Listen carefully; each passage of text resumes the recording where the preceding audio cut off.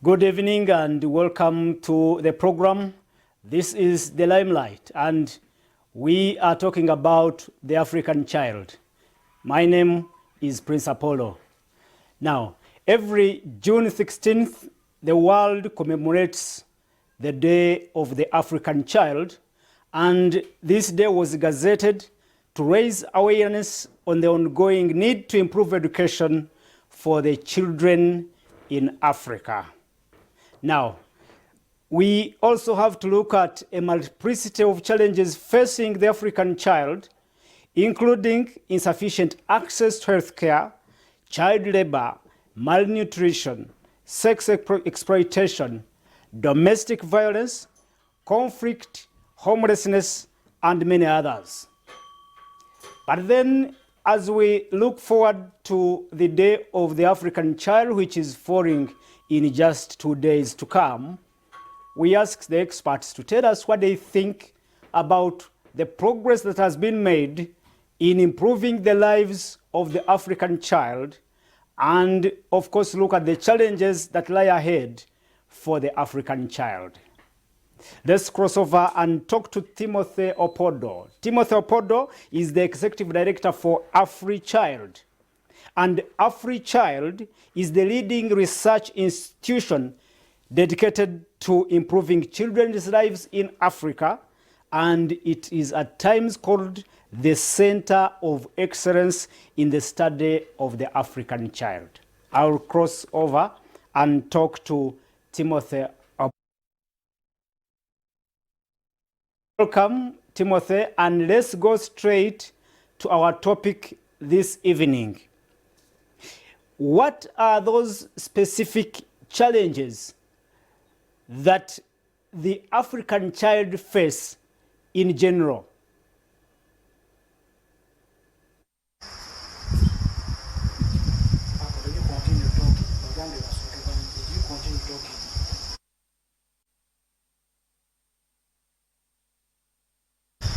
Is right, we'll be bringing him on to tell us what he thinks about the African child, and of course, like I said, the challenges, the progress in improving the lives of the African child. Like I said, June 16th every year is commemorated across the world, looking at the challenges and the progress in improving lives of the African child. And this year's theme is Educate an African Fit for the 21st Century.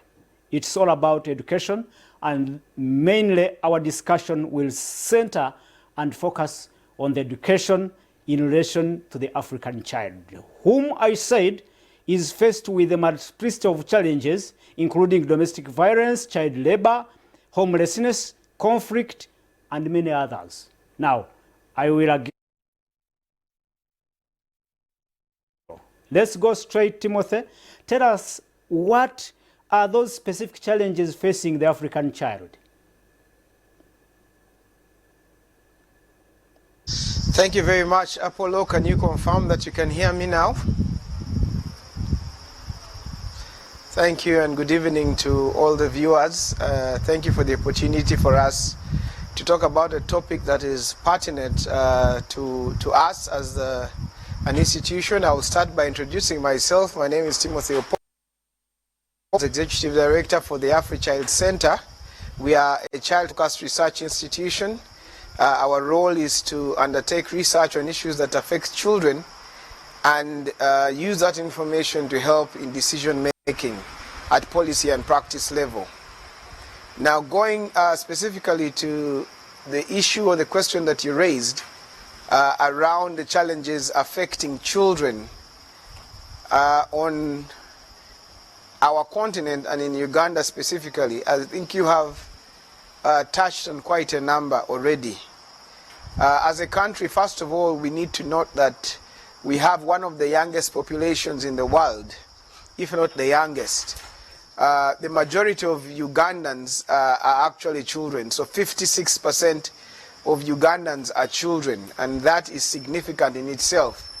And about 78% of our population is actually under the age of 35.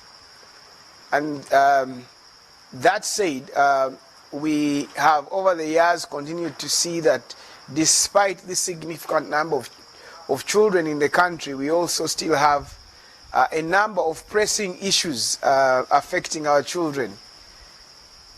Many of the children continue to suffer from the effects of violence, so we have statistics that reflect to high levels of violence against children. And when I speak of violence against children, I'm talking about physical abuse, I'm talking about emotional abuse, I'm talking about sexual abuse. This annually in the statistics that we receive, even from the just released police crime report, you see that a significant number of children continue to face these gross violations against their fundamental rights as children.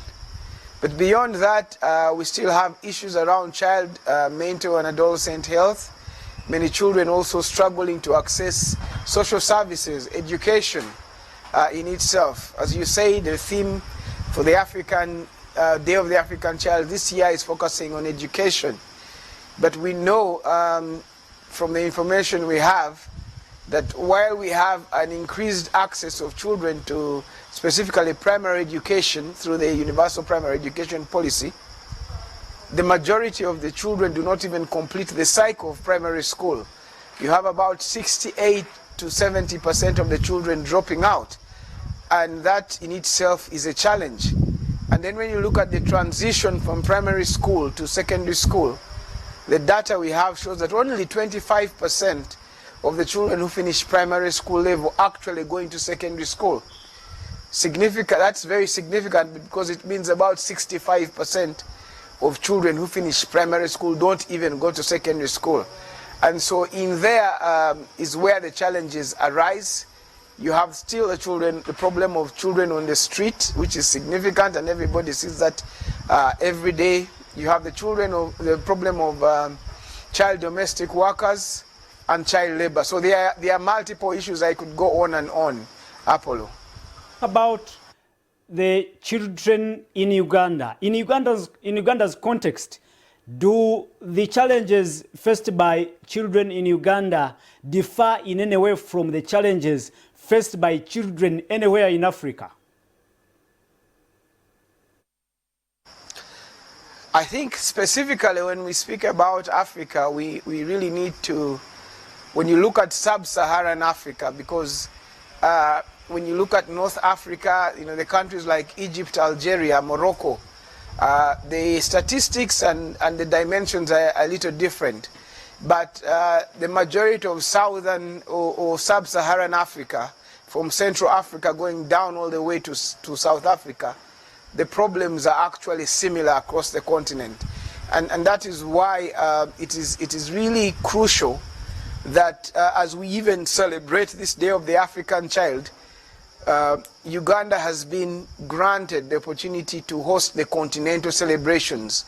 That means that Africa is coming to Uganda to acknowledge or celebrate the African child. And so it is also a reflection of the similarity of problems across the region. So these issues are not necessarily unique to Uganda. They are actually a sub-Saharan African problem. So, Timothy, let's talk about the center of the theme for this year, and that is education. And to be more specific, let's come to Uganda's context. What are those particular challenges that are facing children in Uganda in terms of education? Thank you. As I said earlier, we really applaud the efforts made to increase access to education in Uganda through the policy that was enacted in 1997, the Universal Primary Education Policy. When that policy came into play, you saw about a 95% or 98% increase in enrollment. So more children really joined school. However, I think the preparations that were in place for us to be able to accommodate the increase in enrollment were not adequately done. And this meant that, one, you had an increased teacher to people ratio. So in a classroom where you're supposed to have one teacher teaching at least 40 children, because of the increase, you had one teacher teaching between 150 to 200 children. By implication, that has an effect on the quality of teaching, but also ultimately on the outcome of education in this country. So one of the biggest challenges has been the quality of the education that our pupils or our students are receiving in this country. So while we have increased access, we have had the challenge of quality, not enough teachers, not enough buildings. We have seen that in our country we still have children studying outside, sitting on floors because there are not benches in class, sitting outside trees. So the infrastructure itself is not adequate. Then you go to the school materials or teaching materials. That also has been affected because you find an entire school with only 1 or 2 textbooks. You can't expect this school to compete with the private schools that have access to these materials. So there's been an imbalance, especially between public schools and private schools. The children are not receiving the same quality of education. And this has been reflected even in our literacy and numeracy skills. When you see the tests, gradually and continuously we are seeing a lower level of children being able to read or write. So this is a problem. But more importantly, I really want to emphasize the high school dropout rate. It's a big problem and a loss to this country, because out of every 10 children that join primary school in primary 1, you have about 6 to 7%, 7 of them dropping out, meaning only 3 children will finish P7. So these are some of the challenges affecting our education system. Timothy, it's really a mouthful of challenges affecting Ugandan children in terms of education. But let me now pick on one particular issue of child labor. How is it affecting the education of children in Uganda? And we are aware that during the COVID time, when we are under lockdown, many children really dropped out of school and did not go back even when the schools were reopened again. How is this big challenge affecting our children today? Thank you. So you're right. When you look at what are the factors that are causing the high dropout rate that I just mentioned of children, one of the major driving factors is the issue of child labor. And when we talk about child labor, I'd like to be very clear that this is children that are involved in work that is affecting their childhood, is affecting their education, their health, their dignity, and their potential to fulfill their full rights or to consume their rights. And as a country, we had a child labor situation of about 26% pre-COVID. And as you rightly said, during the COVID pandemic, many children dropped out of school to engage in labor activities. In fact, the statistics demonstrated a jump. We had about 55% now of children involved in child labor, and that also then went up to 58%. And I think at the moment it has stagnated to about 48%. But those are statistics. But what does this mean? It means that many children are forfeiting their education because they are engaged in labor. They are working to earn, working to support their families, working to make a living. And because of this, many of them are not completing the cycle of education. In fact, child labor is creating this cycle of poverty that we suffer as a country. Because once a child drops out at primary 4, primary 5, or even primary 7, they are not adequately prepared to take on the marketplace. This means many of them are going to be unproductive. They're not going to be able to contribute productively to our communities. So this is why the issue of child labor is a serious problem for us as a country, and something that we really need to pay attention to. Still on the issue of child labor, how do you look at the laws and the legal framework in this country in relation to protection of the rights of children in relation to child labor? So, Apollo, the legal framework of Uganda with relation to protection of children is actually quite robust. It's comprehensive. We are signatories to the international conventions on the rights of children. We are signatory to the International Labour Organization Convention.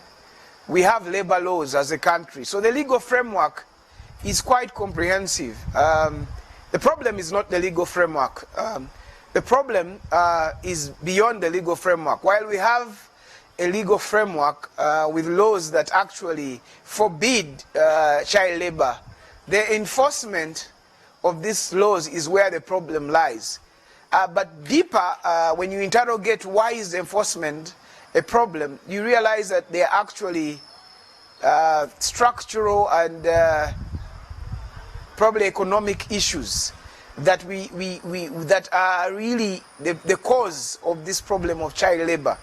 And I would like to just say that, for example, when you look at pre-COVID and during COVID, you remember that during COVID, many households, many parents, many adults, many guardians lost their livelihoods. Many people lost their jobs, and that meant that families had to fend for themselves. And that also meant, therefore, that children were drawn into the labor market.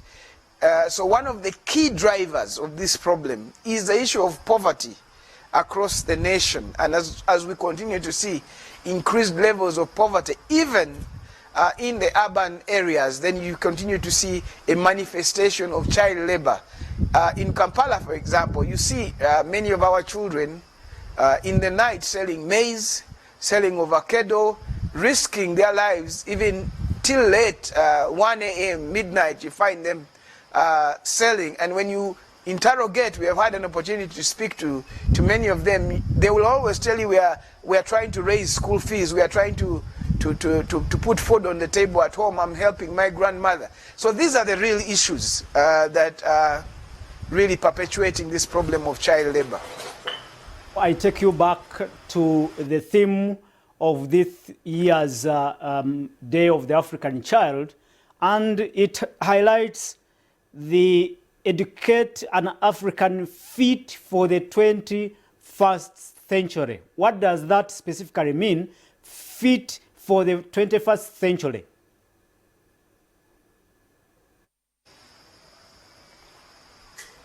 Yes, we are living in a very interesting era and time. If you look at the history of the world, there has been continuous evolvement in the way things work in this world. And this 21st era we are talking about, we are now in what some people are referring to as the fourth industrial age or the information age. And when we're talking about a child that is, an education that is fit for this 21st century, we are talking about education that is related or aligning to the current needs or in this world.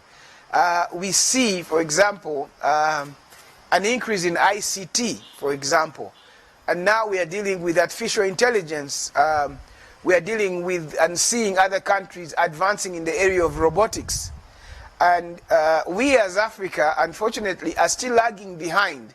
When you go deep into our curriculum, a lot of our curriculum is still colonial based. It's still really not training our children to be prepared to deal with these current demands.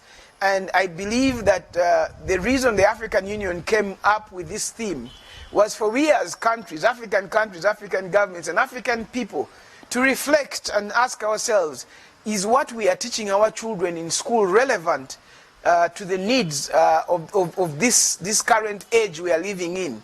When our children go through this education cycle, will they be productive? Will they be able to compete with children in Australia? Will they be able to compete with children in other parts of the world? And right now the answer is no, because we are not in that place. We are not in a place where we are meeting or making our children fit for the demands of this 21st century. I get you, Timothy. You're saying our kids should be actually going to school with tablets and computers at an early age. And I also agree with you that we may not be there, and we may not be reaching there soon. But how do you evaluate the progress towards what we aspire for? Yes, I think that first of all, when you are going to solve a problem, I think the first place you start at is to acknowledge that you have a problem, and to acknowledge that there are gaps maybe in the areas where we are trying to make progress. So there is no doubt that there are efforts that have been made to try to take us to the next stage. And I do not want in any way to underplay those efforts. Like I said, we have made an effort to improve access to education, and that is really something that we applaud. However, we still need to do that reflection and say, okay, we have these challenges which we have echoed. How do we comprehensively begin these issues? And I would like to suggest really that the starting point is this discussion that we are having, the acknowledgement by the African Union to all countries in Africa for the need to reflect on this issue of education. Asking ourselves, is our education inclusive enough? I'll give you an example. We have very many children with special needs. When I say children with special needs, I'm talking about children that might be deaf, children that are blind, children that are physically impaired. And when you look, we don't have schools or even trained teachers, adequate I mean, to be able to meet the demands of these groups of children. And so these are things we need to talk about. But beyond that, we really need to reflect on the curriculum. We have a National Curriculum Development Center as a country, and I'm aware that they are continuously trying to improve the curriculum. But I think that it is time for us to also see what the other countries are doing and try to fast track the learning. We are not going to be able to have children who do not know how to operate laptops, who do not know how to operate computers, or, as you say, tablets, competing with children who see this from the word go. And so we need to ask ourselves, how do we make these gadgets available to our children? How do we make them accessible so that even a child in Kabong or a child in Kasese, yes. Out, and I want you to make your final comment on the role of parents in, developing these children into productive citizens. In just 1 minute or two, tell us about the role of the parents and possibly send a message to those parents if you can. Thank you very much, and I'll be brief. I think, first of all, we must acknowledge that our responsibility, or the primary responsibility of education, is really with us, the parents. Government has a role to play, but we should not relinquish our responsibility of giving our children the best opportunity to life, the best opportunity to development, to fulfilling their potential. I know that one of the challenges is with the fact that some parents have said it is government's responsibility to bring education or to give education to children. while they are right, they are not entirely right. So my call to parents out there is one, first of all, embrace this responsibility as your responsibility to provide education for your children. Secondly, provide a conducive environment for your children to study and to be able to fulfill their potential. Do not leave this responsibility to other people or to government. And to fathers, we should play our role of providing. One of the biggest problems we have noted is the problem of child neglect, especially by fathers. So I call out to you fathers out there, let's take on responsibility. These are our children. Let us do our best to give them an education. Thank you, and thank you so much, Timothy. And he is Timothy Opodo, the Executive Director for AfriChild. And AfriChild is the leading research institution dedicated to improving children's lives in Africa. And it is also referred to as the Center of Excellence in the study of the African child. Now we can look forward to a splendid Day of the African Child on 16th of June. It is just 1-2 days away.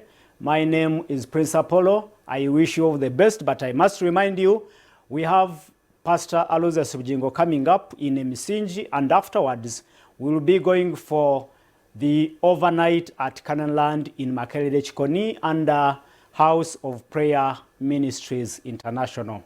Good evening. God bless you. God bless Uganda, and God bless the African child.